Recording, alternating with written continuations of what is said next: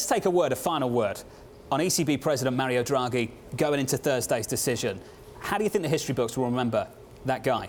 So they'll remember him as having saved the Eurozone.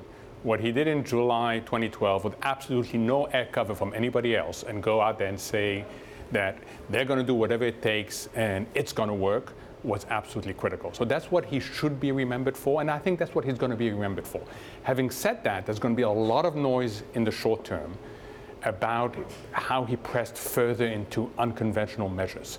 And I think what he's done is a huge favor for Christine Lagarde, who's going to follow him, which is he has set a course for the ECB for the next 6 to 9 months, hoping that other policymakers are going to finally step up to the plate.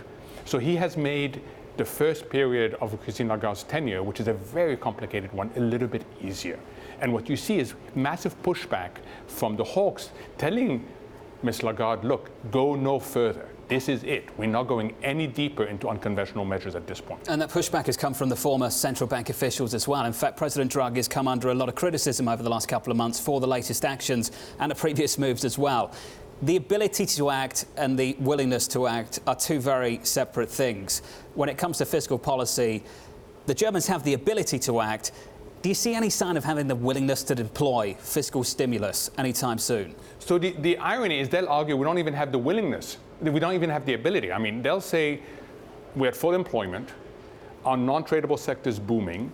What exactly do you want us to do? We cannot counter lower global growth.